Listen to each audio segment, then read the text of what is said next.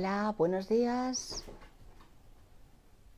Estamos esperando hoy a Sheila Queralt y espero que en breve se conecte con nosotros y podamos charlar con ella. Es una entrevista que estaba deseando hacer y la verdad es que estaba muy nerviosa porque nos va a contar una historia increíble esta persona mía. Sheila está por aquí. Hola, ¿qué tal, Sheila? ¿Cómo Hola, muy estás? bien. ¿Y tú? Muy bien, ¿qué tal me oyes? Perfecto. Estupendo, yo también te escucho muy bien a ti. Hay por ahí una especie de sonido que nos va a acompañar, me imagino, durante todo el recorrido. Es como un... ¿No lo oyes? Yo no. Vale, entonces a lo mejor nuestros oyentes tampoco lo escuchan. Estupendo. Bueno, pues quiero darte las gracias por la oportunidad de charlar contigo.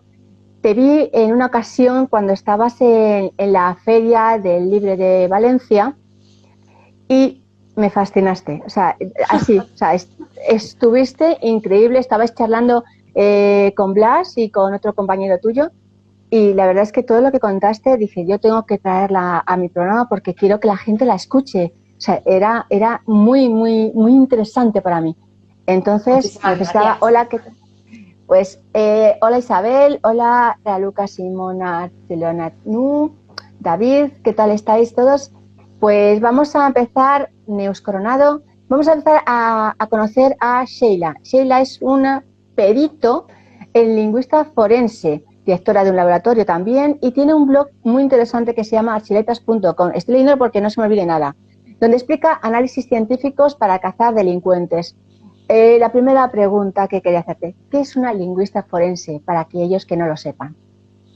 Pues es una lingüista forense, una científica que se encarga de analizar muestras orales y escritas, es decir, el lenguaje, para aportar pruebas pues, en casos privados, en investigaciones policiales, judiciales.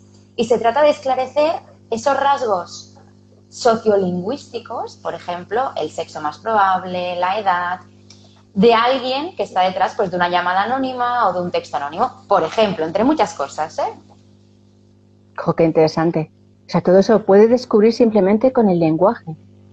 Lo que nos Sí, puede somos decir como es unos alucinante. Sherlock Holmes de las palabras, podríamos decirlo así, ¿no? Vamos analizando cada las pistas, ¿no?, que hay detrás de las palabras y de cómo unimos esas palabras. O sea, tanto escritas como habladas. Sí, tanto escritas como habladas. Y eso es importante porque muchas veces nos confunden, por ejemplo, con los calígrafos en el texto, ¿no? En que se piensan que, como analizamos muestras escritas, analizamos el trazo, ¿no?, el dibujo de las letras. Y nosotros no analizamos eso, sino que analizamos el vocabulario que se utiliza así, es decir, la palabra que tú escoges, cómo la combinas con las otras. Todo esto que antes hacíamos cuando éramos más pequeños de las categorías sintácticas, los árboles sintácticos, la pragmática, las metáforas, ¿no? Todo esto es lo que nosotros estudiamos y lo que nos da pistas sobre quién puede estar detrás de ese texto. Oh, eso es interesante eso. Y dime una cosa, ¿cómo decidiste cuando empezaste a estudiar que esa profesión iba a ser pues la tuya el día de mañana, donde querías trabajar? ¿Cómo se te ocurrió? Pues como la mayoría de los que nos están escuchando, desconocía que existía esta profesión y por lo tanto no empecé en la universidad pensando en esta profesión, sino que fue llegando, ¿no?, a un cartel, a un máster, que había ahí un cartel de un máster en la universidad y dije, lingüística forense. Y dije, wow, ¿esto qué es, no? Y ponía la unión entre el lenguaje y el derecho, que era realmente mis dos grandes pasiones, ¿no? Y a partir de ahí ya fue cuando realmente me enamoré directamente, fue un flechazo y empecé a formarme en lingüística forense concretamente, ¿no? Debe ser apasionante. Pero debes tener momentos también muy duros. ¿Tú crees que es una profesión en auge o que solamente algunas personas se atreven a enfrentarse con ella? Pues la verdad es que es una profesión en auge. Es verdad que cada vez nos llaman más, pero todavía hay un gran desconocimiento de esta profesión, ¿no? Tanto por la sociedad de a pie, ¿no?, las personas de a pie, como también incluso por los cuerpos policiales o los propios jueces, ¿no? Pero sí que es verdad pues, que hay ciertos libros, ciertas series, ¿no?, que nos están dando esa voz, ¿no?, que necesitábamos para que realmente nos conozcan y conozcan cómo les puede ayudar, ¿no?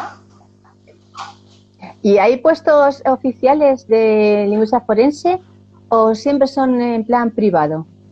No, sí que hay puestos oficiales. De hecho, en España El Cuerpo Nacional de la Policía tiene el laboratorio de acústica desde los años 80, por lo tanto, hace tiempo. Ha participado en casos muy sonados, por ejemplo, en el caso del secuestro de Anabel Segura. Hay casos muy sonados, lo que pasa que, bueno, ha pasado como muy desapercibido, ¿no? Es verdad que son más de voz, no hacen tanto texto, pero sí que hay posiciones. Qué fuerte, es verdad, me acuerdo de lo de Anabel Segura, ¿eh?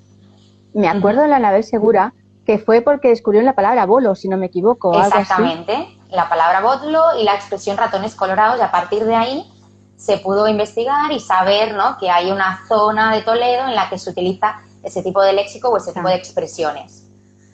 Claro, eso es lo que les dio. No pensar que nosotros decimos, ay, pues es que nos parece, ¿no?, que esto suena por ahí, sino que tenemos herramientas lingüísticas, atlas lingüísticos se llaman, que nos indican pues cómo se pronuncian ciertos sonidos en tales lugares, qué tipo de expresiones, ¿no? Hay material, ¿no?, que es lo que nos permite a nosotros saber dónde se utilizan ciertos vocablos.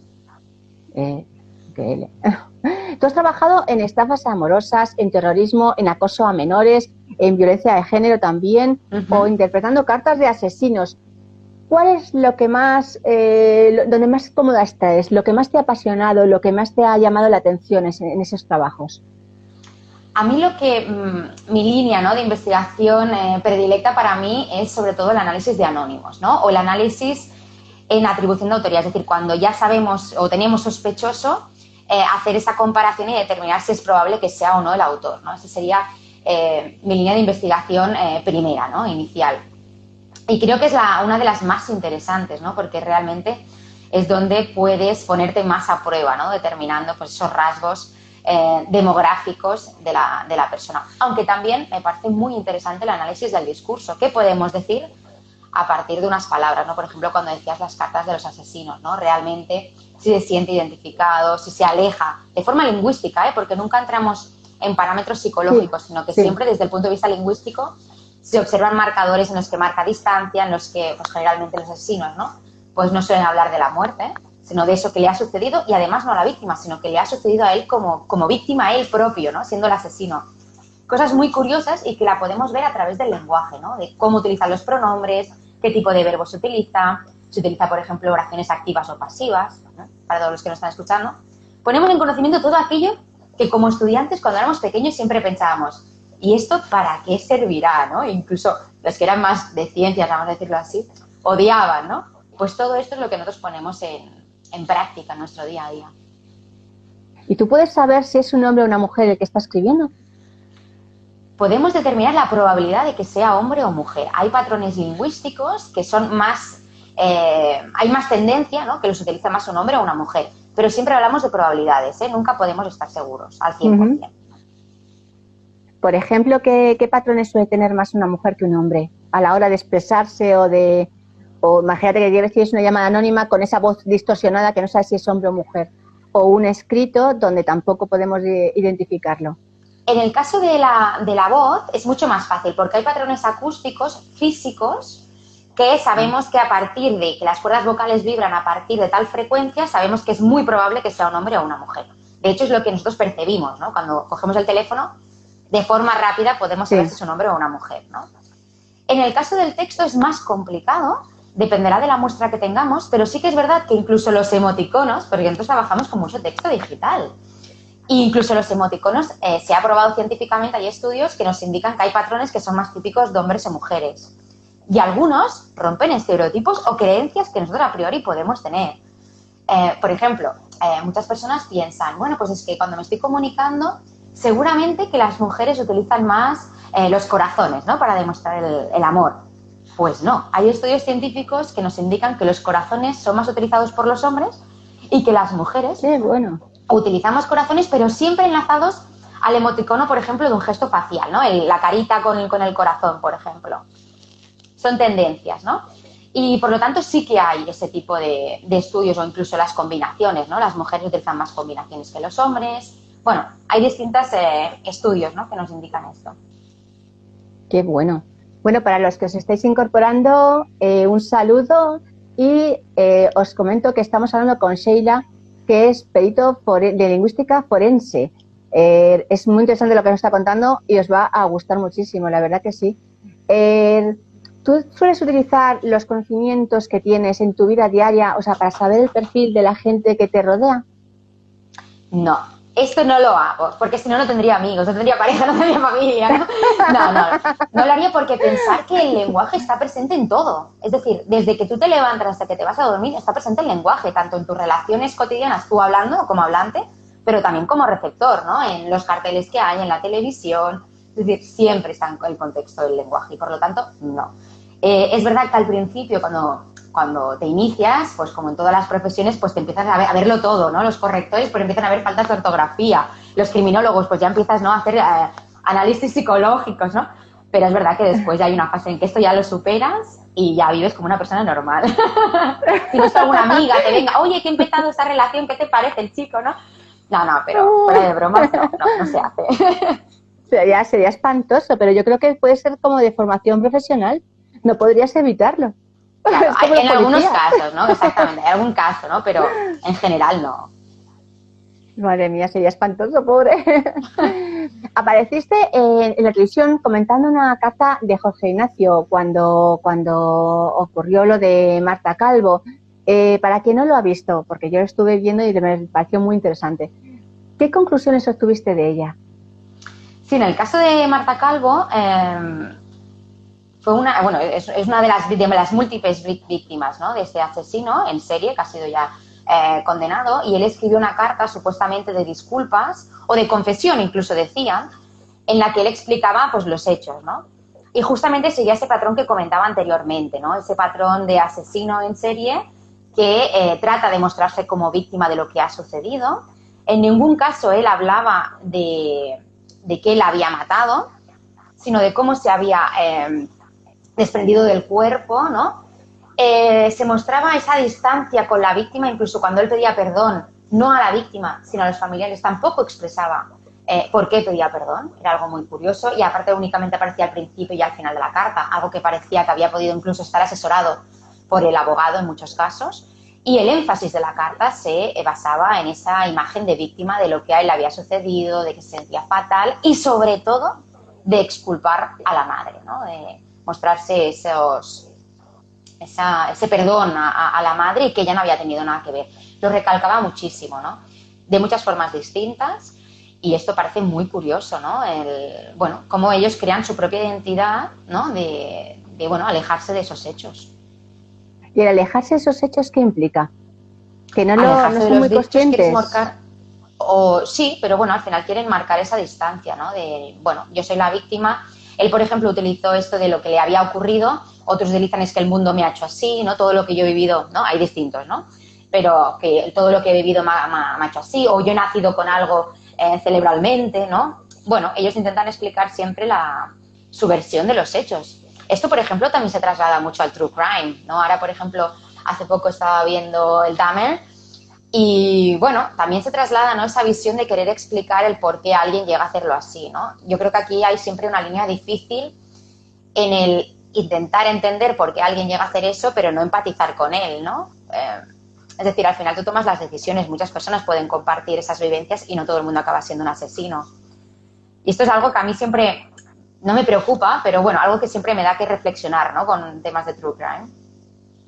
Sí, la verdad que ponerse en lugar asesino puedes llegar a comprenderlo. No exculparlo, pero sí comprenderlo.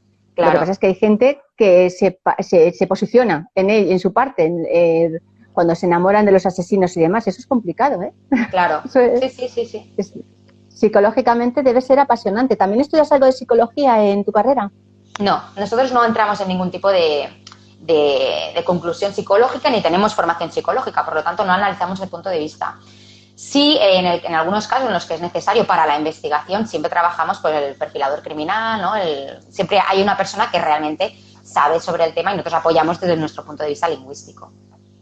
Ah, estupendo. Es una colaboración, entonces, está genial. Uh-huh. Tú has publicado varios libros, que es Atrapados por la lengua, que es una recopilación de casos resueltos gracias al lenguaje, y luego Estafas amorosas también.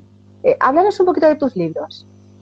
Sí, la verdad es que para mí fue todo un reto, tengo que confesar, porque yo no escribo, siempre he escrito pues, artículos científicos, ¿no?, manuales, pero nunca me había lanzado a la divulgación, y la verdad que la confianza que depositaron en mí la agradeceré siempre, ¿no? Y en el primer libro, que es el de Atrapados por la lengua, lo que hago es intentar explicar a la gente de a pie cómo podemos ayudarle como peritos en lingüística forense, ¿no? No únicamente resolviendo los crímenes más sangrientos, ¿no? Digamos, lo que os estaba explicando antes, temas de asesinos, sino también cosas más de nuestro día a día, como puede ser un acoso o como podría ser violencia de género o incluso la lectura de un contrato. Porque una parte de nuestro trabajo es analizar si el lenguaje es ambiguo, tanto para una amenaza como también, por ejemplo, un contrato, un testamento. ¿Qué es lo que quiere decir esa frase en ese contexto? Si puede tener un significado, varios significados, si un significado es más probable que otro. Y por lo tanto esto es lo que pretendía en ese libro. Al principio es todo esta parte más del lenguaje, ¿no? De qué quieres decir con algo, y después ya sí que voy desarrollando pues casos en los que el análisis lingüístico ha ayudado a resolver el crimen. Es muy interesante. ¿Y el de estafas amorosas? Y en el de estafas amorosas fue una de las líneas de investigación que yo trabajé como perito, me pareció apasionante porque justamente llegué ahí de una forma muy curiosa. Estuve participando en un caso de uno de los estafadores en serie aquí en España, que sería como estos estafadores para los que ven Netflix, el estafador de Tinder, ¿no? Pues aquí en España también tenemos nuestros estafadores y llegué como perito a uno de esos casos para analizar si varias identidades online pertenecían a este estafador que ya conocíamos los investigadores. Y me llamó mucho la atención la forma que tenía de seducir, convencer, manipular a las víctimas. Me llamó muchísimo la atención, pero se quedó ahí hasta que un tiempo más tarde llegué a otro caso, también para analizar distintos perfiles, y pensé, qué curioso que utiliza las mismas estrategias, ¿no? Y aquí empecé un análisis ya desde el punto de vista científico de analizar las estrategias que utilizaban este tipo de estafadores, ¿no? Cómo manipulaban a las víctimas a través del lenguaje. Y a partir de ahí llegué a este libro, a este manual, que lo que pretendo, que es muy sencillo, y lo que pretendo es eso, ¿no? Explicar para prevenir a futuras víctimas, porque es un delito que está en nuestro día a día, aunque parezca que no, está en nuestro día a día. Y pretendo prevenir a las víctimas, un libro de autodefensa, podríamos decir, para no caer en las garras o en la telaraña de estos estafadores, pero también un libro de autoayuda para las víctimas, para que entiendan y se quiten esa mochila de peso de qué tonta he sido, porque no es así. Realmente tienen un modus operandi, ¿no? En el que es muy difícil que si ellos están puestos en el ojo de mira, no caigas, ¿no? Y esto es muy importante que las víctimas entiendan que no han sido tontas, y los demás también, la sociedad también, ¿eh? Porque lo primero que se hace es culpabilizar en muchos casos a la víctima. ¿Cómo te has podido creer esto? Incluso hace unos años los propios agentes judiciales culpaban a las víctimas en las sentencias de, bueno, si ha sido tan crédula, ¿no?, de creerse estas mentiras, es su culpa y no podemos condenar al estafador, ¿no? Es verdad que ahora está habiendo un cambio, y se está entendiendo este tipo de estafa. Claro. Y estamos llegando a conseguir condenas, pero no es fácil, llevarlos a los tribunales y conseguir condenas. Porque han sido voluntariamente lo que han hecho, claro, las víctimas. Exactamente, es difícil, no tienen una pistola en la cabeza y les dicen tienes que entregar el dinero, ¿no? Y esto es lo complicado. Pero al haber esa manipulación no hay una voluntad. Y esto es lo que se pretende explicar, ¿no? Que hay una manipulación, igual que sucede en las víctimas de género. De hecho, muchísimas de las estrategias son las que se utilizan en violencia de género. Y por lo tanto, no hay esa voluntad, no existe, están manipuladas. Hay una violencia lo que están psicológica. Haciendo, es lo que te iba a decir, o sea, que están utilizando la psicología para conseguir su voluntad, hacer su voluntad. Exactamente, exactamente. Totalmente. ¿Y eso lo demuestras cuando lo estás hablando con ellas o cómo puedes investigarlos a ellos? Claro, lo que nosotros hacemos generalmente es que nos envíen, porque la mayoría de las comunicaciones son, por ejemplo, por conversaciones de WhatsApp, y por lo tanto lo que nosotros hacemos es analizar todas esas comunicaciones que ellas tengan pues por escrito o en oral, ¿no? Pero que estén grabadas de alguna manera en algún soporte. Y entonces ahí lo que hacemos es desentrañar todas esas estrategias que se han producido, tanto en estafas como en violencia de género pura y dura, ¿no? Vamos a decirlo así. Madre mía. ¿Y en cosas relacionadas con niños también intervenís? Sí, en casos de menores también intervenimos. Infantil. Sí. En acoso infantil entre menores, lo típico del ciberbullying, ¿no?, que se conoce, también a menores por parte de adultos, y después también en muchos casos, pues por ejemplo, en casos en los que haya divorcios conflictivos y el menor está siendo manipulado, ¿no? En cierta manera, lo típico de, es que esto él nunca lo diría, ¿no? Alguien más lo ha dicho y el niño lo ha incorporado. ¿Y tú cómo puedes reconocer a un estafador en las redes? ¿Cómo se puede? Una de las cosas que tenemos que tener en cuenta es cuando alguien encaja todo, ¿no? Cuando todo encaja, empieza a sospechar. Generalmente lo que hacen estas personas es estudiar nuestro perfil antes de contactarnos. Nuestros gustos, qué es lo que hemos publicado, ¿no? Nos conocen. Y a partir de ahí crean un perfil falso que va a ser nuestra media naranja. Algo que psicológicamente hace que nosotros bajemos las alertas y que estemos más abiertos a esa nueva relación. Además, ellos siempre nos declaran el amor de una forma muy rápida y muy ferviente. Esto también nos tiene que tirar para atrás. Y después ya empiezan esas pequeñas cositas, esas pequeñas pruebas que él nos va poniendo en muchos casos. Por ejemplo, ay, ahora que bajas al súper y tal, ¿por qué no me cargas el móvil? Porque así podremos hablar más esta noche. ¿De acuerdo? Son pequeñitas cosas que nos van poniendo a prueba. Otra de las cosas que hacen muy al inicio para crear ese grado de confianza en la víctima, por ejemplo, es agregar contactos en común antes de agregarnos a nosotros. Por ejemplo, en redes como LinkedIn.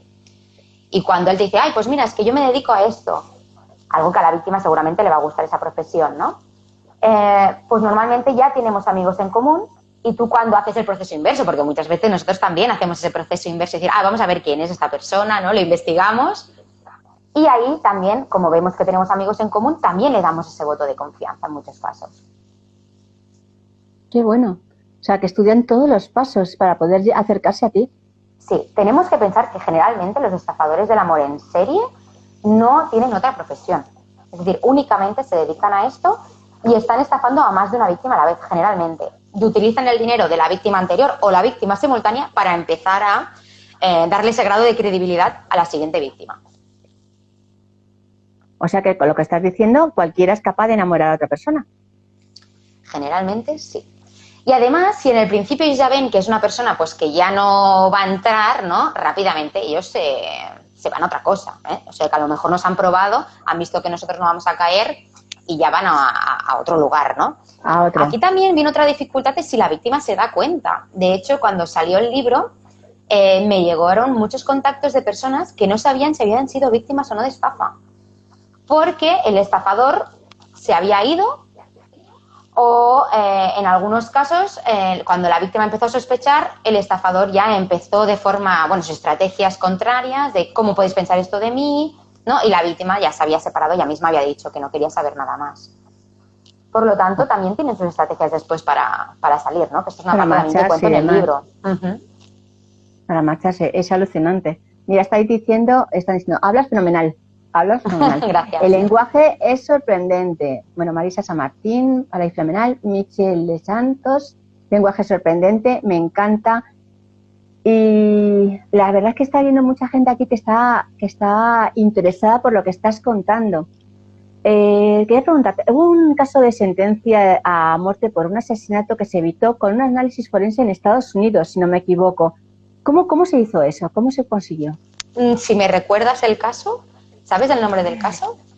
No lo sé. Sé que creo que lo nombraste además una vez tú, en una de tus entrevistas. O sea, me quedé con la copla de que se había podido evitar ¿cómo se podría evitar con un análisis forense un asesinato? Ahora sí, no sé concretamente de qué caso me hablas, pero, por ejemplo, en los casos de asesinato, por ejemplo, aquí en España, lo que ha sucedido en muchos casos es que esa persona desaparece y después de su desaparición aparecen mensajes de texto, ¿no? Por ejemplo, mensajes de WhatsApp, ¿no? Que la víctima supuestamente está enviando a los familiares, oye, no te preocupes, ¿no? Está ahí en tal lugar. Esto, por ejemplo, ha pasado con el caso de Diana Kerr, con el caso de Dana Leonte, es decir, hay muchísimos casos en los que ha pasado. Entonces, los familiares, y esto es curioso, el crimen, por ejemplo, de la Guardia Civil también sucedió lo mismo, y lo curioso es que muchas veces son los familiares los que se alertan, dicen, oye, es que a mí no me parece que esto lo haya escrito esta persona. Muy bien, tampoco te saben decir en muchos casos el por qué, pero realmente ellos saben, algo les chirría, ¿no? Generalmente no suele ser las faltas de ortografía, las palabras, sino que generalmente suele ser el ámbito pragmático, aquello que normalmente no vemos, pero que es como la intencionalidad que tiene la persona en comunicarse, ¿no? Esto normalmente lo comunican a los cuerpos policiales y ahí es donde nosotros entramos, ¿no? En analizar esos mensajes, los contrastamos con los de la víctima anteriores, ¿no? Es ahora que sabemos que antes de esta hora sabemos con conciencia cierta que esa persona estaba viva, y al hacer ese contraste normalmente descartamos, ¿no?, con un alto grado de probabilidad que sea la autora. Y entonces la policía, cuando tiene al sospechoso, lo que hacemos es cotejar esos mensajes posteriores a la desaparición con mensajes, y aparte es que tenemos muchísimos, porque claro, los historiales de WhatsApp dan para mucho. Y entonces los contrastamos y determinamos el grado de probabilidad de que sea el asesino, ¿no?, el sospechoso en este caso, el autor de esos mensajes. Esto, por ejemplo, es una de las cosas que hacemos. Después, por ejemplo, ¿qué más podemos llegar a hacer? Un caso muy famoso en Estados Unidos, que no sé si sería este, pero creo que no, porque este era un caso de un terrorista, que hay una serie de Netflix que se llama Manhunt, una bomba, y justamente toda la serie de Netflix va sobre lingüística forense. Y en este caso se detuvo a un terrorista únicamente por un análisis lingüístico. Es decir, la orden de detención se basó en un análisis lingüístico, que a veces también nos preguntan, oye, ¿pero esto realmente sirve para algo? ¿Está aceptado? Igual que cualquier otro análisis científico. Y en este caso era una persona que un terrorista que ponía bombas en universidades de aerolíneas, de allí una bomba. Y él hizo una publicación muy extensa, que es algo insólito, muy extensa, que se llamaba El Manifiesto, en la que él explicaba los motivos por los cuales ponía esas bombas, y dijo que si publicaban este manifiesto en los medios de comunicación, él dejaría de atentar. El FBI valoró esa posibilidad y pensó que sería muy interesante por si alguien reconocía esa forma de escribir, porque era un poco peculiar. Y ellos ya la habían analizado, habían sacado rasgos demográficos de esta persona, pero claro, no tenían sospechoso. ¿Cuántas personas no comparten rasgos demográficos, no? Y justamente fue una familiar quien dio la voz de alarma. Creo que podría ser mi cuñado. A partir de ahí se cotejó, porque esta persona era un académico y tenía distintas publicaciones, y se pudo determinar que era muy probable que él fuera el autor de ese manifiesto, y a partir de ese análisis se hizo la orden de detención, lo detuvieron y lo condenaron. Qué fuerte, o sea, sabiendo que podía haber sido él, pero sin ninguna prueba realmente, solamente por la forma de expresarse. Por la prueba lingüística, exactamente, por la prueba lingüística. Y además es muy curioso, como anécdota, ¿no?, graciosa, en que en ese manifiesto él habla de distintas ciencias y trata a las humanidades como si no fuera una ciencia, ¿no?, el análisis lingüístico, como si no fuera una ciencia, y justamente se le pilló por esta ciencia, ¿no? Por ese, ¡hala, qué bueno! Y de tu trabajo, ¿qué anécdota así curiosa te ha quedado? ¿Algún caso que dices, mira, esto es para contarlo? La verdad es que el caso más curioso, más estrambótico, vamos a decirlo así, que he tenido, fue un caso que hace ya muchos años, cuando estaba en el laboratorio, en el que nos llegaban anónimos, una chica nos decía que recibía anónimos con amenazas, y la verdad es que siempre había algo muy extraño en esos anónimos. Nunca podíamos estar seguros de ese perfil sociolingüístico, ¿no? Cada anónimo que nos llegaba había cosas que eran compartidas, pero había cosas distintas, y además es que eran tan distintas que no era compatible con el análisis anterior, ¿no? Pero tampoco parecían ser distintas personas. Esto era algo insólito, es decir, siempre hay rasgos que pueden mostrar una pequeña diferencia, pero que sean incompatibles no es esperable. Nunca nos había pasado y nunca, jamás me ha vuelto a pasar. Y bueno, esto fue durante muchos años, y nos iban llegando un goteo de cartas, ¿no? Hasta que esa persona apareció muerta. Y dijimos, wow, a ver si realmente ha llegado a ocurrir, ¿no? Se ha llegado a cumplir esa amenaza. Se estaba celebrando el juicio hasta que hubo una confesión en último momento, y la confesión era de su psiquiatra, en el que al ver que alguien podría ser condenado por esa muerte, explicó la versión. Y ahí, para mí, se reveló el gran secreto lingüístico, ¿no? Y es que esa persona tenía una personalidad múltiple. Y de ahí nosotros creímos que había esas diferencias dependiendo, ¿no?, de la personalidad que estaba adoptando cuando estaba escribiendo esa carta. La verdad es que es una hipótesis, porque nunca lo hemos podido llegar a probar, porque no hay estudios que analicen si esas personalidades múltiples se trasladan al plano lingüístico, ¿no? Por lo tanto, es una hipótesis que tuvimos en ese caso después, ¿no? El caso ya quedó archivado porque se suicidó, se le fue de la mano, ¿no? lo que estaba haciendo y acabó en muerte, ¿no? Yo creo que tampoco fue un suicidio intencionado, sino que realmente, bueno, acabó mal, peor de lo que la víctima, obviamente, con un desenlace fatal, ¿no?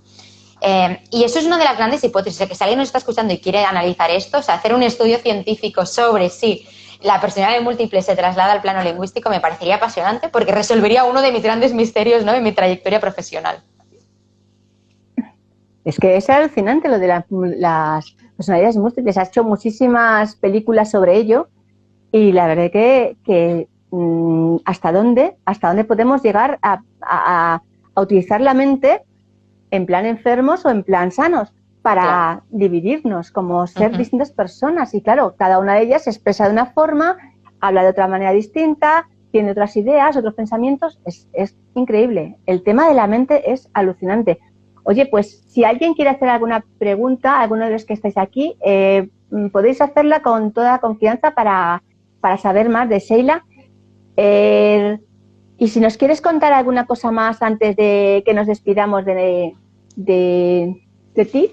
Sí, mira, esto que decías ahora de, por ejemplo, que estabas diciendo ahora, es increíble, ¿no?, cómo la mente, ¿no?, nos traslada, ¿no? Y es que justamente en muchos casos el cómo llamamos a las cosas importa mucho.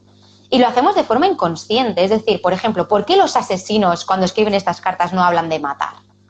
¿No? ¿Por qué no dicen yo la maté? ¿Por qué? ¿No? Siempre es cuando falleció. Incluso muchas veces huyen de la palabra murió, ¿no? ¿El por qué? Porque cuando tú le pones alguna etiqueta, tú le estás dando un valor a esa etiqueta, ¿no?